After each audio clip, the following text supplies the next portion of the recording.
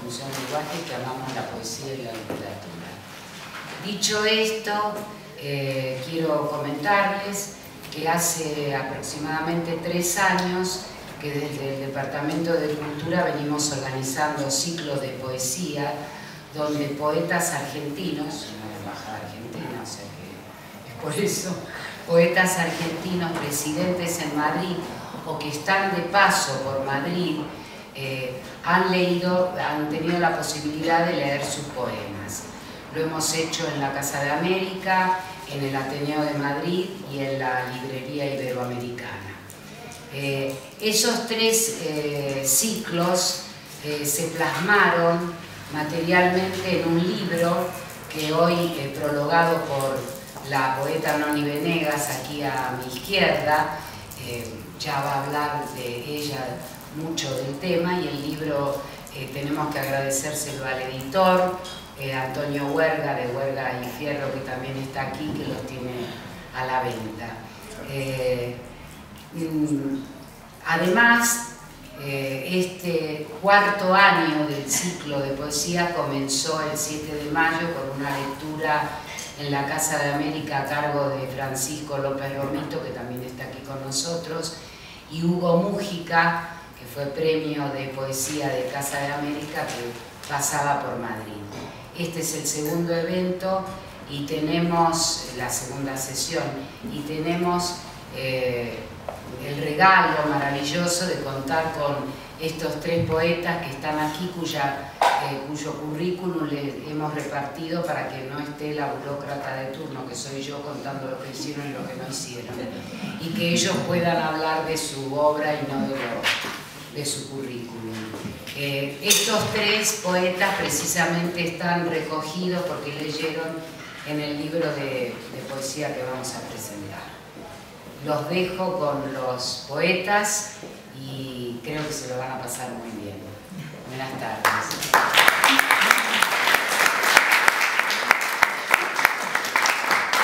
Bueno, yo quiero dar gracias a Susana, a la embajada, que propició estos encuentros con los poetas. Es muy raro que una embajada realmente le interese la poesía. Lo comentábamos ayer, y es casi milagroso la presencia de un agregado cultural que es poeta, que es Jorge Alemán, y de una persona en el Departamento de Cultura como Susana García Iglesias, que además tiene una fascinación con la poesía increíble, y que fue la que más luchó para que el libro viera la luz. Yo he tomado unas notas para no irme por las ramas y dejarles el tiempo a los poetas. A mí me gustaría pensar, y creo que conmigo, a todos ellos, los que forman parte de este libro, que Madrid es el primer puerto franco de la poesía española en Europa. La literatura argentina es una literatura cuyas fronteras no alcanzamos a divisar debido a tantos exilios y emigraciones que hubo en el siglo pasado y que hay en este siglo XXI. Es, como diríamos, un mapa en movimiento, al que le nacen territorios de ultramar a medida que cada uno de los poetas va descubriendo nuevas terras incógnitas con su poesía. Pero, conociendo la ansiedad que provoca en los desplazados su casi inexistente presencia en el campo literario nacional, nos dimos cuenta que era importante actualizar su bibliografía, porque muchos de los libros que se han publicado aquí no se distribuyen en Argentina, y poner al día un poco el estado de la cuestión de su obra de cada uno, al mismo tiempo que intentamos distribuir el libro en Argentina, igual que en España. Sin embargo, habría que decir que esta época es favorable a que todas estas fronteras y lejanías de antaño se contraigan en la inmediatez de las comunicaciones. Lo estamos viendo todos los días en Internet. Vemos crecer una comunidad en lengua española que intercambia poemas, textos, noticias, fotos, y en la cual realmente quedan abolidas las fronteras. Hay ejemplos de antologías vivas como la de Jonio González, como la de Aulicino, como la de Marcelo Leites, que crecen indefinidamente a partir de determinadas páginas web. Hay blogs de difusión de poesía que nos mantienen al tanto de las novedades, rescatan poetas olvidados, traducidos de otras lenguas que desconocemos. Y también vemos también por internet vídeos de presentaciones que circulan de un lado, de una orilla a la otra del mar donde se habla nuestra lengua. Toda una vida virtual en ebullición que nos acerca cada vez más. Todo esto está muy bien, pero la presencia física de los poetas que gentilmente vienen a Madrid o que están de paso por Madrid y se acercan a leer para nosotros, como es el caso ahora, o incluso el libro, ese viejo soporte como El Mundo, que en apariencia está amenazado por el libro electrónico y que es un invento único, si nos detenemos a pensar, autosuficiente, sin baterías y con todas las páginas expuestas simultáneamente, nos damos cuenta que verdaderamente este acto y todos los encuentros que hemos tenido en Casa de América y en el Ateneo, por ejemplo, son únicos, no se van a volver a repetir. Por eso quiero agradecer la presencia de los poetas aquí, que viniendo de Nueva York o de Buenos Aires están con nosotros y nos reservan la tarde. Quiero recordar esa definición que dio Lila Semboray del libro, que me parece verdaderamente muy interesante. Ella dijo: cada libro es esa masa de papel que aprendimos a tocar con nuestras mentes. Mi papel en esta antología fue realmente provocado por la cercanía de vivir en Madrid y porque ya tengo una experiencia como antóloga y yo supongo que la embajada decidió aprovechar esas dos circunstancias para encargarme que hiciera la selección de los poetas. Como antóloga, mi tarea es detectar hallazgos y señalar constantes en este grupo de autores a los que une una experiencia común, que han salido del país y que han convivido con otras lenguas o sonidos y dialectos del español. La nación más allá de los confines, como si en vez de una conquista del desierto, equivocando adrede la palabra, se tratara en nuestro caso de una conquista del destierro. Hay varios momentos de salida del país en esta selección que se solapan. Los que vinieron antes de la estampida militar, es el caso de Barnatán, por ejemplo. Los que logramos escapar en los 70, que hay varios de nosotros de esa generación. Luego, los que emigraron en los 80 y 90. Y por último, la oleada de este siglo. En esta última oleada del siglo XXI, hay poetas mayores, hay poetas jóvenes, y hay algunos que vinieron de niños y son casi como argentinos de segunda generación. Para estas nuevas generaciones, la vivencia del desplazamiento difiere.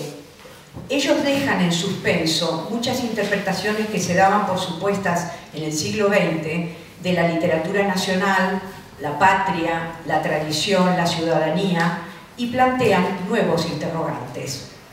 En concreto, 14 vivimos en la península, distribuidos en Madrid: Agustina Roca, que está aquí presente con nosotros, Jorge Alemán, Marcos Barnatán, Poni Michar Vegas, Miguel Menaza, Viviana Paleta y yo misma. En Cataluña viven Edgardo Dobri y Federico Gorbea. En Andalucía, Andrés Neumann y María Navarro. En Castilla, Laura Gómez Palma y Walter Casara. En Asturias, Ricardo Postar. En París reside Luisa Futoransky y en Nueva York, Lila Semboray. Por último, hay 6 que viven en la Argentina. 3 han vuelto, luego de décadas en España o en Nueva York. Es el caso de Leopoldo Castilla o de Santiago Silvester y de María Negroni. También he integrado a Daniel Freidenberg, a Graciela Cross y a Susana Celia, que pasaron por Madrid y leyeron con nosotros, porque aunque ellos no abandonaron el país, vivieron el exilio interior, como atestiguan sus poemas, y son un testimonio realmente muy interesante de qué manera se puede vivir la prisión dentro de la propia patria. Entonces, exilios interiores o exteriores.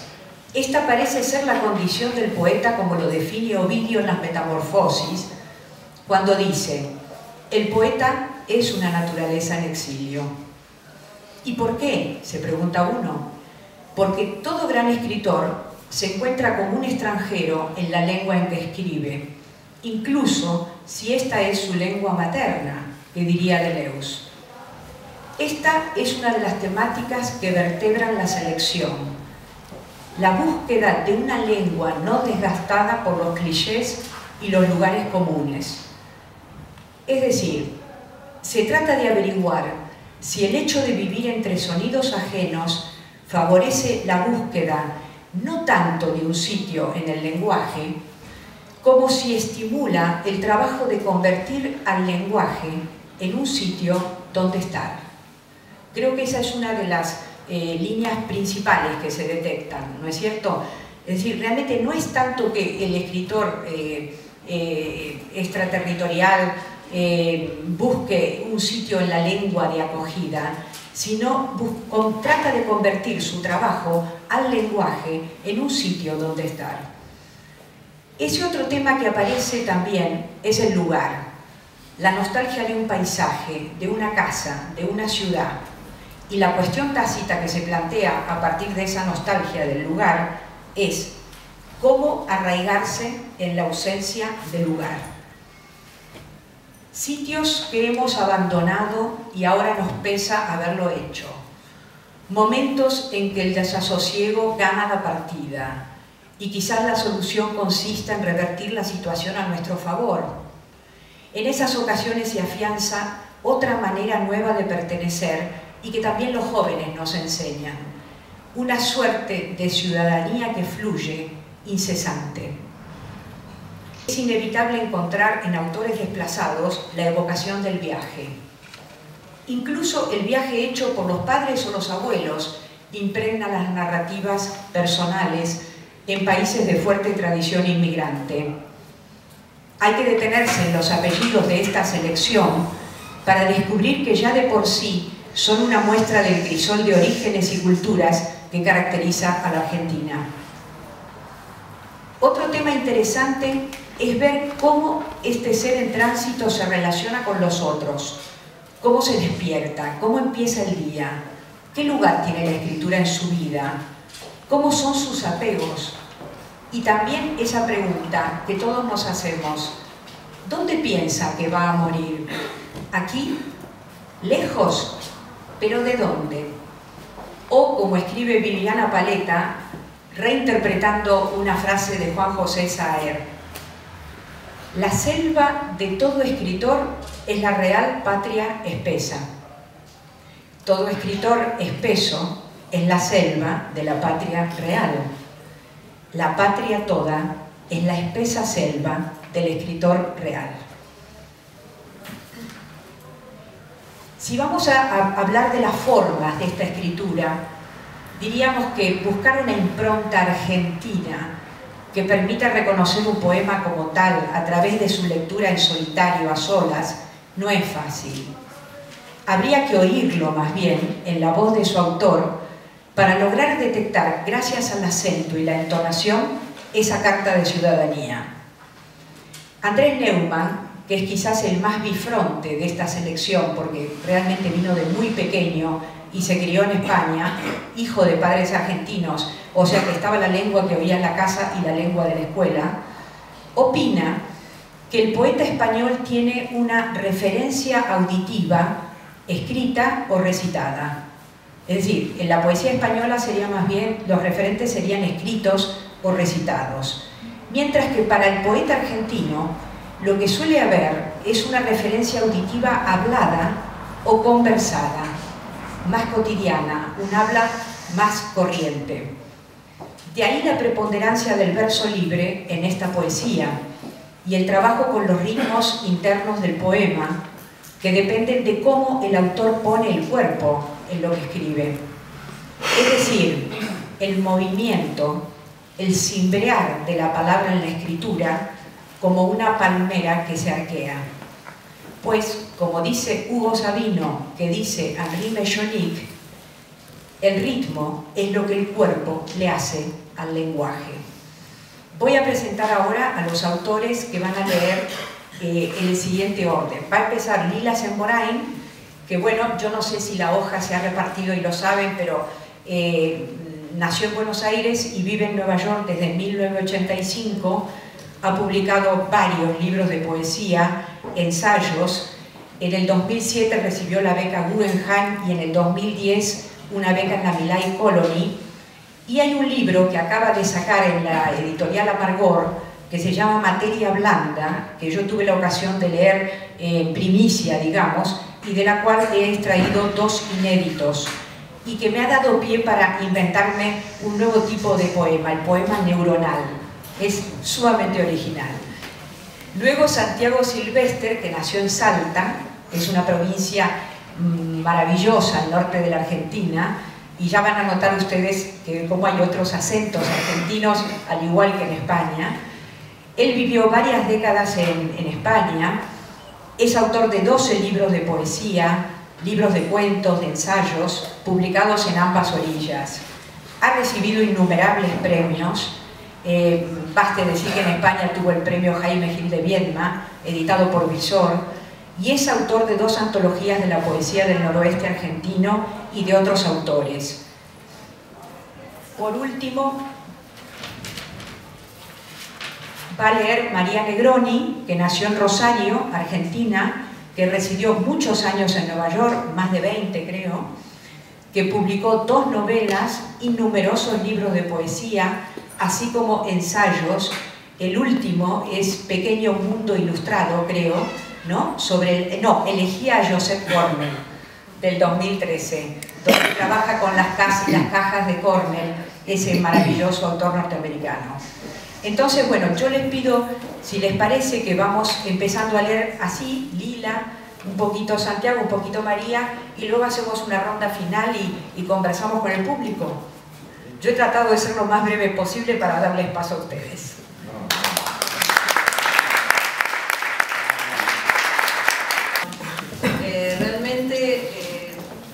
Quería agradecer a Susana García Iglesias por este proyecto que es, realmente me parece importante, de reunir a tantos poetas que están acá o que han pasado por acá, como es el caso de María y yo, que hemos pasado por Madrid, y bueno, y a Noni, por supuesto, por haber organizado este ciclo de lecturas. Como vivo en New York, la idea de estar en una antología de poetas argentinos en Madrid es realmente es interesante en el sentido de que estoy en una antología en otro país en mi propio idioma, digamos, ¿no? Y la cuestión del idioma siempre es muy importante cuando uno vive en Estados Unidos, por ejemplo. Entonces, nada, es realmente, me parece, como una antología muy importante, y un placer también estar acompañada de todos estos magníficos poetas, algunos que conocía y otros que por suerte tuve la suerte de conocer aquí. Yo voy a leer un par de poemas de la antología. Como dice Noni, mi poesía es neuronal, pero biológica, diría yo más bien. Ahora vamos a ver si encuentro en dónde estoy ubicada.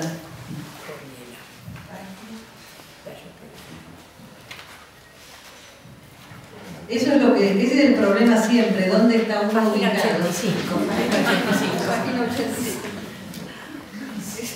Podías usar las 2 manos y que Santiago te tuviera el... No, pero está bien. 85. Sí.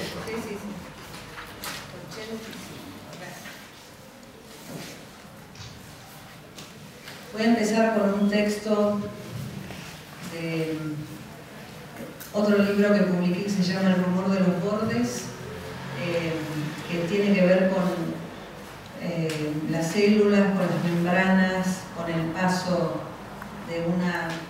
de un borde, o sea, cómo los bordes permiten que uno pase de una cosa a otra, pero es bien como a nivel físico, biológico.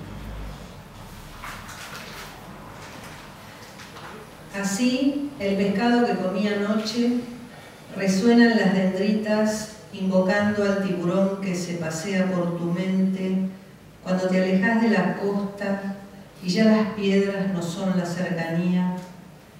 La determinación de la distancia se altera irremediablemente con la imprecisa irritación del agua viva que te roza con sus filamentos de plata, exasperando la fijeza. Entonces, el ritmo se instala en las palabras, así como la respiración intenta digitar un orden, reverberaciones del sonido para apaciguar lo inestable. Y otra creencia se presenta en la necesidad de aquietamiento, de la sincrónica susceptibilidad de lo viviente, puntual desequilibrio en la piedra movediza de Tandil, aguas desbordadas, el viento patagónico que acecha, mientras la costa se hace tuya en la arena que adoramos, y ráfagas y relámpagos en los cielos y fracturas, fragmentos, fracciones, fractales, fragilidad, fragancia, fraterno, y Gertrude Stein en la repetición de un cubismo inconcebible. Establecer esa distancia, ese mínimo de distancia que hace desear siempre el otro lado, y no poder estarse quieta cuando las palomas se acercan a un estado de quietud que se confunde con los bordes.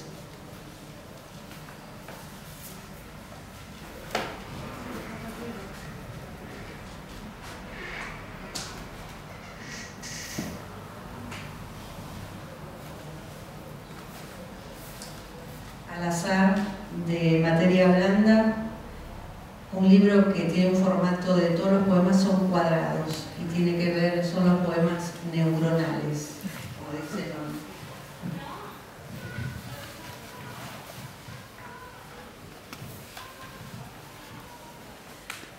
Es ver entonces el cuadrado desde afuera, un cuadrado que implica otros cuadrados, es decir, un cubo. Por las paredes de ese cubo abierto en el lado superior que nos permite vislumbrarlo, transita el agua. Tránsito que eleva el sonido a la voluptuosidad del eco. El eco del agua no responde a las voces que en su ensueño clamarían desde arriba, esas voces verticales que cayeron a la infinitud de las bases. Ahora, en cambio, en la horizontalidad que impide la caída, tocamos el agua con las manos. Una ranura debajo de ese abecedario refresca los dedos. Es agua bendita. Son cuerpos que volvieron a la lasitud de su fluido primigenio. Implica que la muerte es estas líneas rectas, mientras la vida es una azul esfera de esplendor. El color negro establece su aura funeraria, el metal que acredita su carácter de epitafio. Pero es el recorrido de los cuerpos vivos lo que da al monumento su espesor. Estos cuerpos calientes que no saben si permanecer en silencio o rezar, que acceden a estos bordes a través de exasperantes líneas para comprobar la conformidad del escaneo. La manera de llegar desarticula el carácter solemne de este rito, imprime de registros la desazón por la violencia desatada. Y ese es un poema que escribí, una serie sobre el memorial al 11 de septiembre que se hizo en New York, en el World Trade Center, que tiene un formato de cubo, pero bueno, voy a dejar aquí. Muchísimas gracias.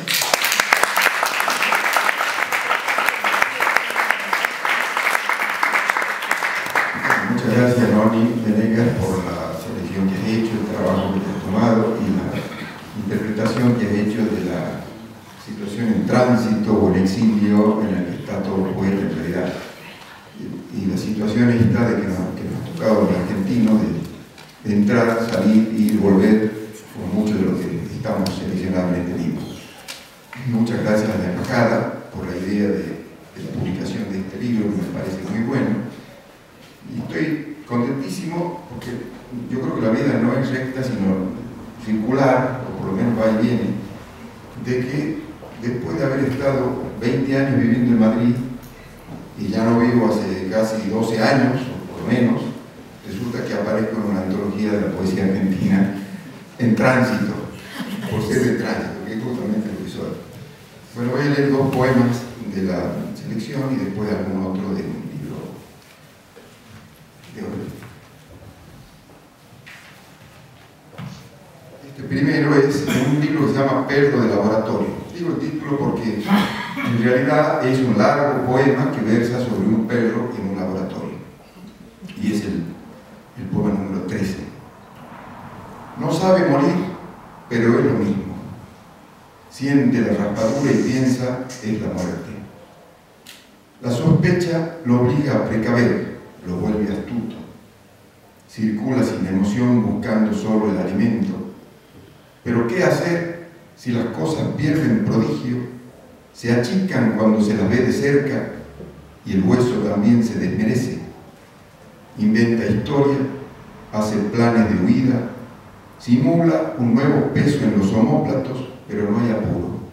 Mañana será el mismo día. No sabe morir, no sabe si va a morir y se aproxima. Busca el hueso, la certeza, amontonado como una cantidad. El otro poema que leeré, que también está en un libro que es un largo poema, se llama Café Bretaña, y son poemas en un café. Puerta de entrada, puerta de salida. Esta gente ya no recuerda el camino de Heráclito, pero el que entra airoso sale con su trizadura. El que viene a pedir recoge su moneda. Esa mujer, como las avenidas, tiene 2 direcciones. Aquel hombre busca lo que no ha perdido. Esa puerta supone una reversión, y así no sabemos si alguien entra o sale, si consiste en algo hacerlo. No se sabe quién está del otro lado, si hay otro lado, sea ajeno o propio. La mujer que fuma en esa mesa está adentro. Su amiga, la que se ríe sin problemas, se ha quedado afuera. ¿Dónde estoy yo para ellas? Yo, que soy un lugar. Es difícil saber quién está con uno, aquí sin ir más lejos. Y ahora voy a leer de un último poema que saqué hace un par de años, un par de poemas. Por ejemplo, este se llama La Alarma. Un pequeño imprevisto municipal. Se ha extraviado una idea. Y considerando que son pocas, hay alarma de desastre ecológico. Imagine una ciudad alborotada por algo que no existe. Imagine una costumbre que no coincide con el mundo actual. Imagine un esfuerzo condenado a perpetua desilusión. Imagine y entenderá el problema de este municipio. Toda la ciudad inmovilizada por un silogismo inacabado. Una idea menos, sin saber si era de calma o disputa. ¿O qué puede pasar si la toca un distraído, si un desaprensivo la encuentra? Si será de tormenta o glaciación, o de nada, porque también hay ideas sin idea dentro. Si tiene agilidad, astucia, iniciativa. ¿Qué tensión entre nosotros? ¿De quién era? ¿Qué futuro predicaba? ¿Qué pasado concluyó sin empezar? ¿Quién nos consolará de esta pérdida? ¿Y quién puede impedir que una idea ronde por la ciudad?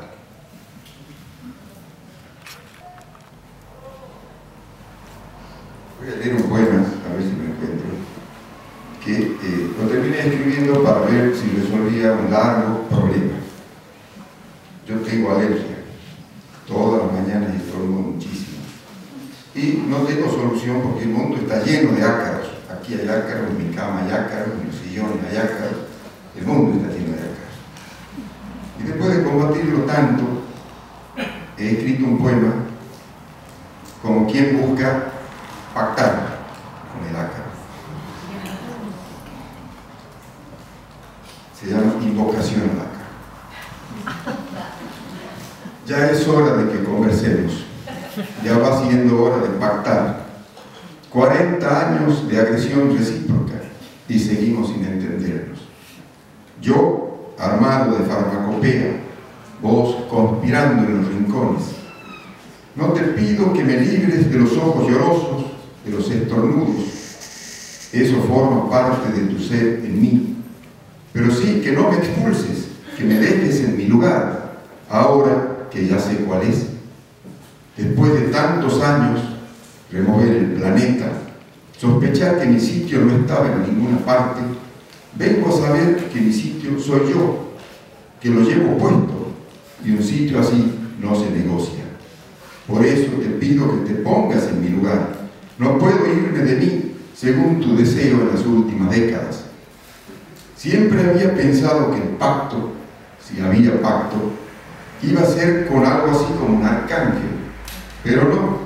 Y aquí estoy pactando a ras de tierra, diálogo que no busqué, con quién iré a la tumba sin haberme entendido. Casi estoy pactando mi resurrección. Ya sé que sos parte de mí, de mis mañanas alérgicas, pero saco bandera blanca. Ofrezco parlamento para que depongas tu tenacidad y yo deje de ser tu ciudad invadida. ¿Cómo dedicarme a ventilar adjetivos o a la ruina prestigiosa de la levedad si tengo que estornudar por la mañana, llorar por nada a la intemperie, oscurecer el día para que no entre la agresión por las rendijas?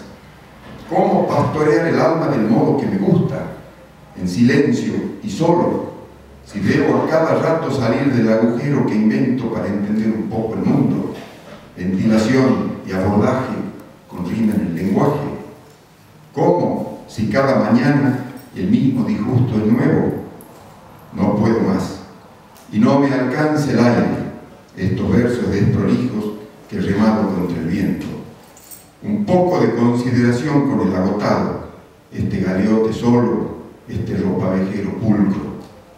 Ácaro que invoco ahora, desconozco tu cara, la causa de tu perseverancia, el periplo de tus días, pero no tu paso por la tierra ya desesperada que soy yo.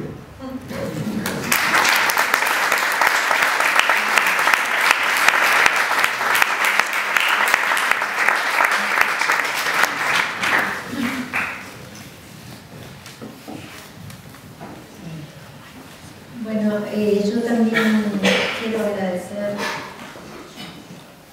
en primer lugar a Noni Venegas por este trabajo. Yo siempre digo que la traducción es la más generosa de las actividades literarias, pero creo que antologar es una actividad generosa. Y también quiero agradecer a la Embajada Argentina y en especial a Susana García Iglesias, con quien tengo una amistad de hace muchísimos años, a quien no veía durante décadas. Así que va la lectura para Susana.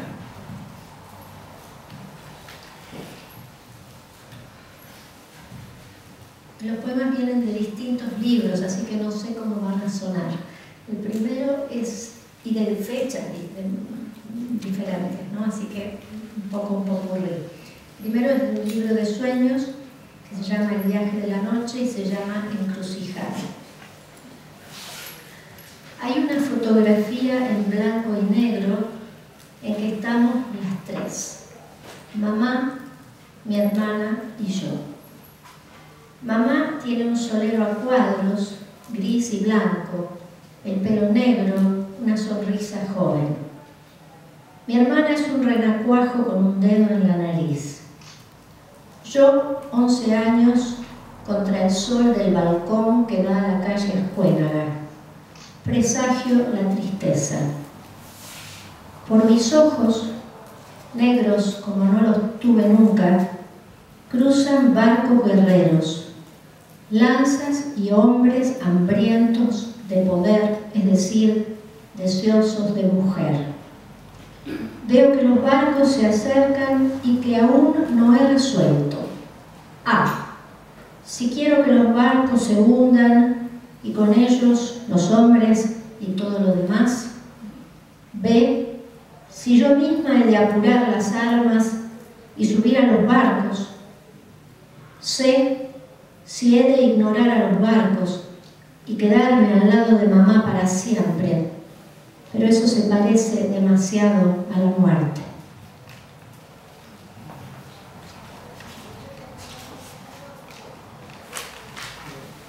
Del libro Islandia, que es un obvio tributo a Borges y que está escrito en 2 voces, voy a leer una muestra de cada voz. Primero se pone una máscara, escafandra y gorro frigio, primogénita in situ y subversiva. Está tramando algo a mucha honra, en Puente Pueyrredón, en Lavallol. Después, prolijamente, su coraje dobla en la valija. En bandas de sonido se la ve, circular delirio en su boleta, dirección incierta. Llegará, no quepa duda. ¿Pero a qué? ¿A Trujamante sí? ¿A su Incantatio? ¿A escribir una postal desde Astor Place? Soliloquio de viajera que, si ilusión de atar no fuera, si arraigadura al revés o confusión de dandy, la tomase cualquiera por verdadera epopeya. A mí, que la espío, su desorientación me maravilla. En la única tarde que recuerdan, la tarde cuando parten, un ruiseñor está cantando. Pero hay también, debe decirse, estruendo en los ojos y alargas en desorden, como si la belleza cordial se aviniera a frustrarse. Se dan cuenta que están tramando un recuerdo, algo vago y eficaz como promesa, como si quisieran borrar una historia, ejercer un capricho. Atrás de la nave, un surco seguro e invisible los devolvería, si saltaran, a hombres sin gerundio, a un espectáculo a oscuras, a muchos tales riesgos. ¿Cómo podría decirse lo que callan? Zarpan de sí. No hay recodos, hay sombras que ni siquiera abrazan.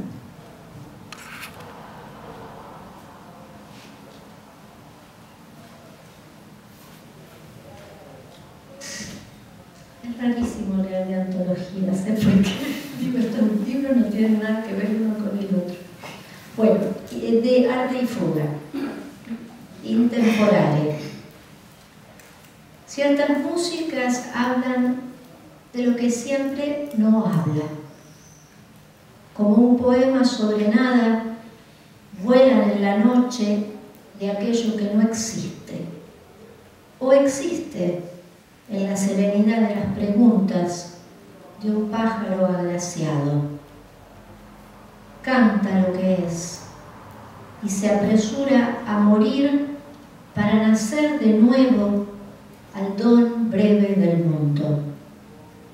A ras del ala el canto, a ras del canto la flecha distraída por su propio esplendor y su desdicha.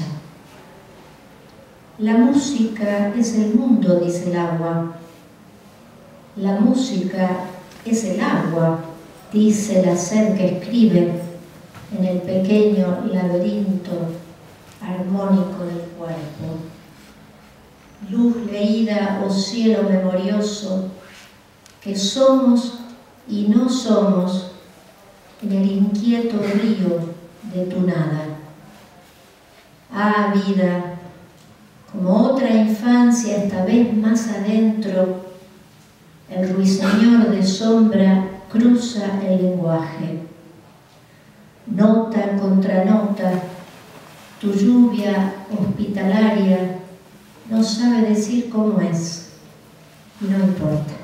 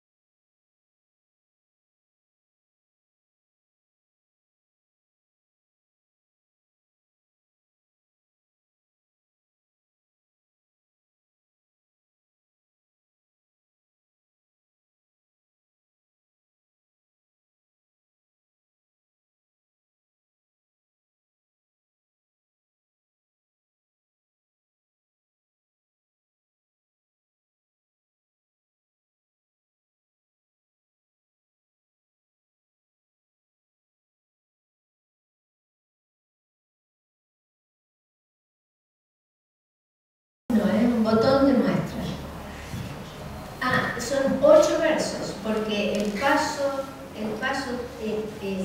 básico del tango son 8 pasos.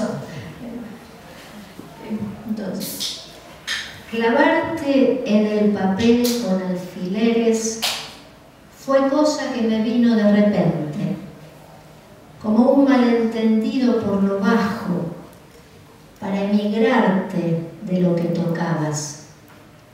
Y ahora estoy friqueada, no concibo, en el norte del sur de esta pobreza, concretamente tu animal de nunca, de lo que nombro, cada vez más lejos. Es un tango.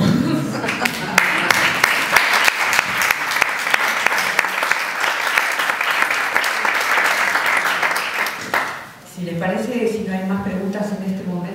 ¿Sí? Bueno. Sí, yo voy a preguntar algo más general. Es la importancia de Borges, de Ruiz y también de Juan Gelman en la poesía argentina, si son actuales, si han influido en otros poetas.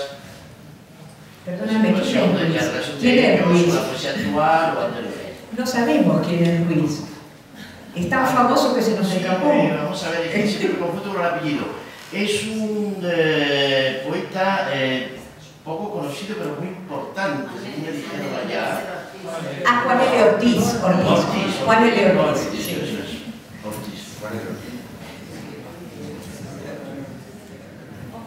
Bueno, lo Borges es inevitable. Eso me parece que es así. Incluso Gombrowicz, está la anécdota esa que cuando se iba, después de vivir 20 años en Buenos Aires, gritaba desde el barco, ¡maten a Borges! Tenía razón. No lo logramos. Entonces Gombrowicz llegó tarde, y ya Borges había hecho su obra, y está ahí. El caso de Ortiz, yo creo que tal vez María puede hablar más porque tiene una influencia más litoraleña, diríamos, ¿no? Bueno, estos son los rosarinos los que más lo han levantado, y a mí me parece un poeta, bueno, un poeta lírico, conmigo no combina mucho, me gusta, pero no es tan, no estoy, digamos, no me parece tan inevitable. Y el tercero, Gelman, bueno, sí, que acaba de morir, que es contemporáneo y tiene una presencia importante. Creo que con esos tres, más otros más, bueno, pues uno va armando un poco la memoria propia de una tradición propia, que no es muy vieja, pero que a lo largo del siglo XX ha sido realmente muy importante, muy frondosa y con poetas que, en fin, me gustan. Bueno, primero yo abriría un poquito ese canon para incluir, por ejemplo, a Alejandra Pizarnik, que me parece una figura central de la poesía del siglo XX en Argentina, y a Susana Tenon, que es menos conocida, pero que es igualmente una gran poeta. Después de los varones hay muchísimos otros, además de esos tres. Pero quería decir que, digamos, que Gelman es la vía de conexión, me parece a mí, de la poesía argentina con el origen de ese lenguaje que empezó César Vallejo en Perú. O sea que es un poeta ineludible, extraordinario. Y que hay otros poetas que siguen en esa línea, algunos de ellos como Bustriazo Ortiz, que es un pampeano excelente, que murió también hace poco. Y luego Borges. De Borges quería decir, contra Gombrowicz, que a mí me parece que a Borges tenemos mucho que agradecerle, sobre todo una concepción de la literatura abierta a la influencia de otras culturas, la idea de que al ser nosotros en Argentina una literatura menor tenemos derecho a apropiarnos de lo que sea de la literatura universal.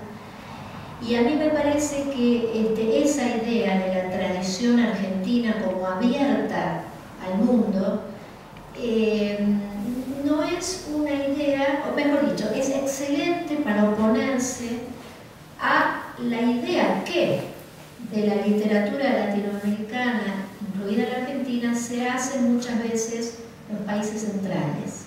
Porque muchas veces se ve en la literatura que se hace en América Latina con cierta mirada de exotismo, se le pide que responda a ciertos estereotipos, ya sea que aborde temas políticos, sexuales, de cocina, en fin, exóticos.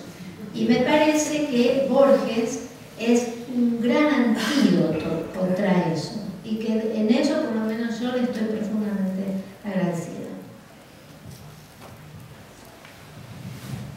Yo quería agregar a la lista de amplitud del canon a Olga Orozco también, que es una poeta, digamos, que nos ha hecho entrar en ciertos niveles de lenguaje que tienen que ver no tanto con la mística, sino con la profecía, que me parece, digamos, que es una maestra en ese sentido para muchos de nosotros, muchas de nosotros, vamos a decir muchas ahora en femenino, a lo mejor, para todos, hombres y mujeres. Y bueno, por supuesto hay muchísimas referencias de mujeres, pero estoy totalmente de acuerdo también con lo que dice María sobre Borges, porque, digamos, a mí me parece súper interesante esa combinación que hace como de lo que es meramente autóctono también, como hablar del gaucho o del compadrito, y eso yuxtaponerlo a, no sé, a lo mejor a un discurso filosófico también, ¿no? O sea, me gusta cómo puede llegar a yuxtaponer tantas cosas con las que uno se puede identificar a lo mejor como país, pero que a su vez generan esa apertura. Es la yuxtaposición lo que a mí me interesa, porque está una cosa al lado de la otra y todas tienen la misma validez. Y en ese sentido es algo que para mí es una enorme enseñanza de Borges. De Juan L. Ortiz me fascina la fluidez que tiene en el lenguaje, porque tiene esos poemas que son como ríos, y entonces aparece la imagen, lo que me preguntaba Esther, ¿no? La imagen está representando lo que el poema a su vez está diciendo, ¿no? Que es la fluidez del río y esa obsesión por una sola cosa por años y por años, y estar siempre contemplando una sola cosa y que eso tenga tanta diversidad y que pueda estar, digamos, tan abierto hacia un decir infinito, se podría decir. No sé si es infinito, pero muy, cada vez como abundante, muy abundante. Bueno, ahora que se ha abierto la...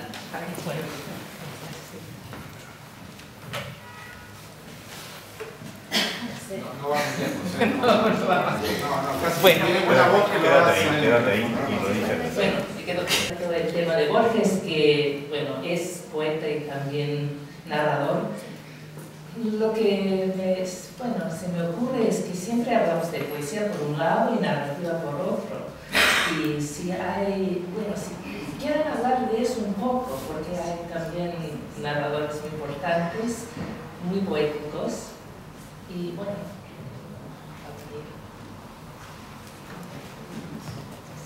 no sé, a mí se me ocurre frente a esa pregunta. La obra de Borges es tan importante en narrativa y en poesía que está muy por encima, yo no sé, cada uno hace su canon propio, ¿no? Algunos nombres que han dicho, en fin, estoy de acuerdo en general con todo, pero por supuesto que faltan. Pero el caso de Borges es realmente distinto. Y creo que tanto en poesía como en prosa, sus temas, su prosodia, el aire del lenguaje es el mismo. Es muy difícil separar la obra, salvo por la convención de que una cosa está escrita con renglones y la otra está escrita de otra manera. Pero yo creo que la obra de Borges sumada es única e indivisible. Y además creo que es el escritor más importante que ha dado el siglo XX, tal vez después de Leopoldo Lugones, que es una opinión personal mía. Pero Borges, por las razones que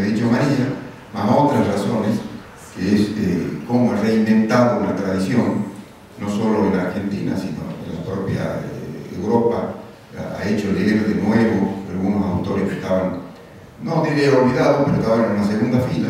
Él de pronto, por eso de cada uno inventa sus precedentes, por hacer muy borgiana, ha puesto una serie de autores viejos que estaban, no olvidados, pero que no eran la referencia obligada. Y en eso Borges es fundamental. Ahora, por eso es inevitable. Y bueno, contra eso se discute, de eso se aprovecha. Tenemos una relación dialéctica con Borges. Cómo acercarnos a la obra de Borges sin caer dentro de lo borgiano. Cómo utilizarla sin ser súbdito. Y a la vez cómo no utilizarla sin ser un desagradecido. Es decir, ese es el problema de estas obras tan complejas y tan enormes. Sí, yo quería, no sé si entendí mal la pregunta, pero me parece que era más amplio sobre Borges, sobre la cuestión de la división entre narrativa y poesía. Y lo que quería decir sobre eso es que la cuestión de los géneros literarios, para mí, es una inversión y una necesidad del mercado literario. No es ir al profesor de la academia, claro.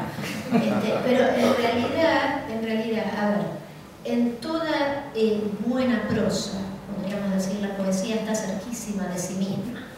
O sea, la poesía no tiene que ver ni con el verso, ni con las metáforas, ni con las imágenes bellas, no.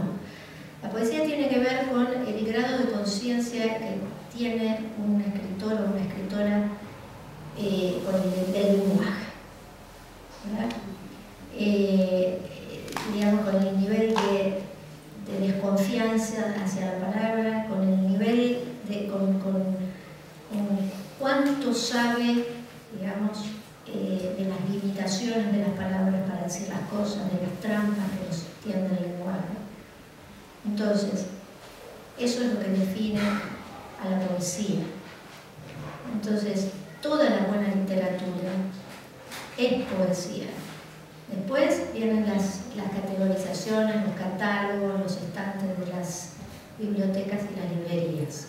Pero yo no haría una diferenciación. No sé, por ejemplo, cuando el otro día mencionaban en algún lado a Clarice Lispector. Yo cuando leo a Clarice Lispector leo una poeta, no importa cuál es el género bajo el cual se la ponga. Bueno, si de momento no hay más preguntas. Sí, hay una pregunta. Bueno, Jorge, a ver. Hay una pregunta que a mí me extraña muchísimo, que aquí estamos todo el tiempo hablando de Borges y no hablamos para nada de Girondo. Bueno, hay mucho que queda fuera.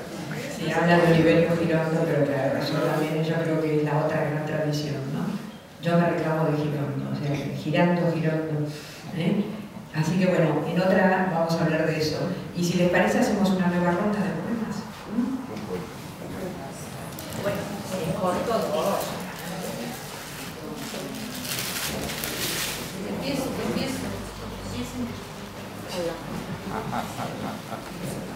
Bueno, voy a leer yo entonces así mientras encuentra.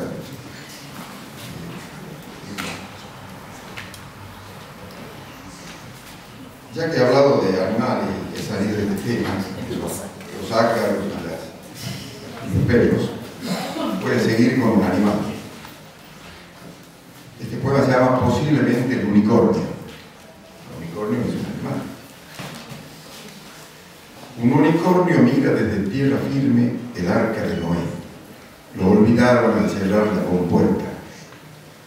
Después vino la lluvia y otra vez la lluvia. Peces, pájaros y caimanes, mas los zancudos que caminan sobre el agua tenían su habilidad y no sufrieron sobresalto en la cuarentena más húmeda que se recuerda. El unicornio, sí. Elefantes, caballos, quirquinchos y corzuelas estaban bajo techo en la charana célebre cuando se vino abajo el cielo inhóspito. Gallinas y tortugas, ese interesante animal que es a la vez animal de domicilio, iban a salvo de cualquier diluvio. El unicornio no. Por este olvido llegan de vez en cuando noticias de algo que se perdió en un mapa antiguo, en algún pergamino tapado varias veces por el polvo, señales confusas que ya vienen de ninguna parte, restos flotantes desde antes que el tiempo se volviera historia. Y solo queda el olvidado, el que no pudo ser.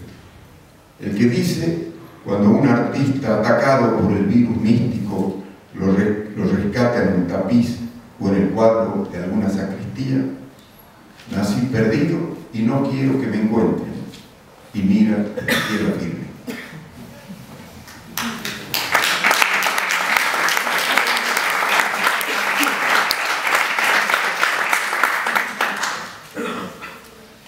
No soy tan rápida, pero...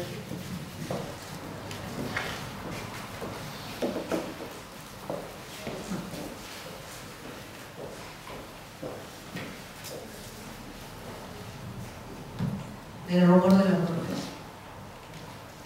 La sedación del lenguaje, una canción, un sentido de suave deslizamiento desde un lugar a otro, de un estado a otro, hacia un compás inigualable, pausado reposo en las membranas, sonoridad terciopelada de los ritmos, silente abandono de jalea.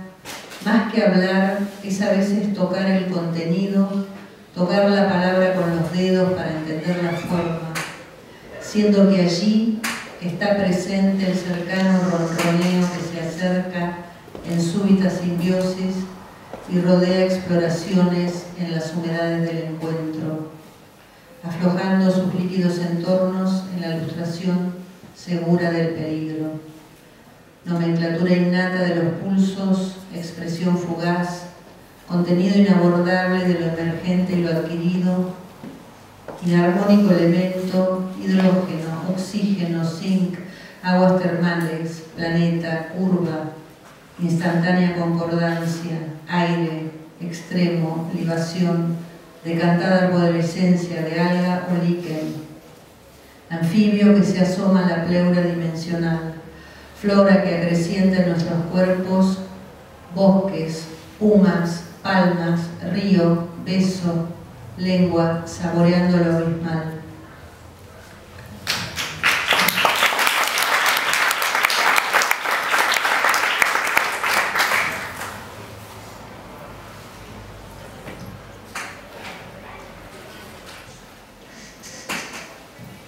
Bueno, voy a leer un par de poemas de un libro inédito que va a salir ahora en octubre, que se llama Interludio en Berlín.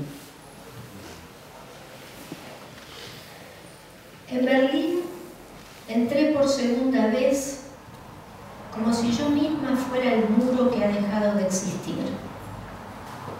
Graffiti en las costras del cuerpo.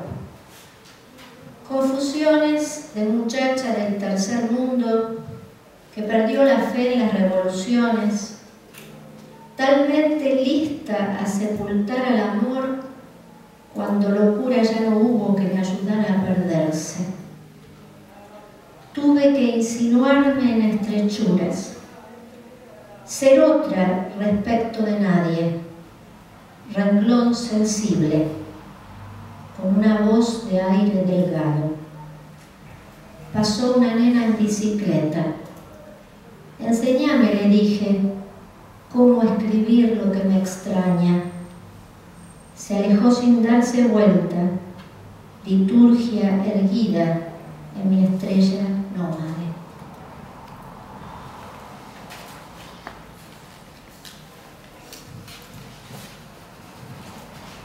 ¿Cómo hacer cuando todo promueve la felicidad verde? Los miedos llegan a grandes bocanadas. Lo que es peor, se suben a la cama con su voz de máquina soltera, su lección de tinieblas, como hilando motivos de un viaje sin motivos. Y después niegan lo que fui, mis sueños más feroces, su acústica ciega en mi obra de artista. Cascabel, cascabel, se oye una música fósil. Me falta algo y no sé qué es.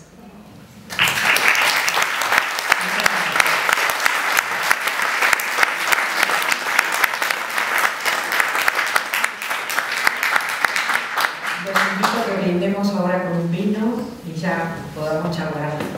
Hasta luego.